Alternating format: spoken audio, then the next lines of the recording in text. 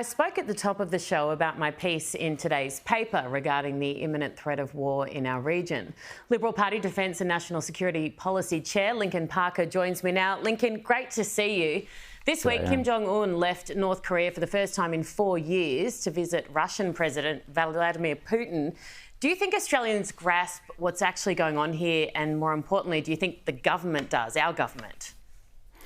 No, I don't think so. I mean, it is essentially a new axis of evil where we're seeing China move closer to Russia, North Korea is joining, and so is Iran, which is a really bad mix. So unfortunately, I think that we've seen foreign policy from the West kind of push these bad actors together, which is not something the world wants to see, particularly with regard to a very aggressive China.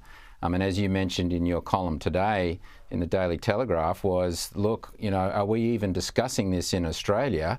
Is it something that the Australian government has even mentioned to the Australian public? Because let's not forget that a government's first priority is the safety and national security of Australia, and it seems that the Prime Minister and the Deputy Prime Minister, who happens to be the Minister for Defence also, has been neglecting this in favour of dividing the country instead. Yeah, it scares me somewhat because you look at some of the things they are focused on and you think, if war does break out in our region and we are forced to go in, say America decides to defend Taiwan, which they say that they will do, then nothing else will matter. Nothing else. Now, the bromance between the two dictators would be cringeworthy if it weren't so terrifying. You just spoke about this new axis of evil. What can we do? I mean, I spoke last week about General Jack Keane. He was on the Bolt program saying that in the region of China, America could not win a war against them now. Imagine if America, and we're reliant upon them to defend us, had to take on all four countries. We would all be, and forgive my, it's not French, but we'd be screwed. Well, yeah, and we've been here before, right? So we had Imperial Japan in the late 30s and 40s doing something very similar, and were it not for the United States of America and General Douglas MacArthur coming down to Australia as he had to flee the Philippines as Imperial Japan attacked the Philippines, we would have been in, you know, serious strife.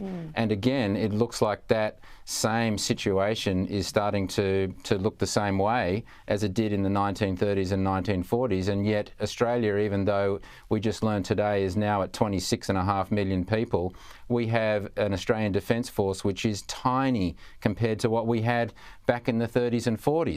So I think the government has a lot to answer here for across all of those points that we've just discussed. But I would also say that the United States has been our most loyal ally. I think that they would come to our aid if they could, because don't forget there's, you know, Solomon Islands unfortunately has fallen under the sway of China, and let's hope that doesn't prevent US forces from reaching Australia to help us. Yeah, I have no doubt that they would try to help us, that they would want to, but my fear is if they can't defend themselves, how the hell are they going to defend the rest of their allies? I want to play you a little bit of something the South Australian Premier said today about our relationship with China. Take a listen. I'm also a big supporter of AUKUS in the context of what it means for our sovereignty as a nation. So this is important, and I think what we need to do with China is engage thoughtfully, constructively, but honestly as well. That doesn't mean you have to compromise what you believe in. It doesn't mean you have to compromise your principles. And I think a relationship based on mutual respect can lead to forthright conversations.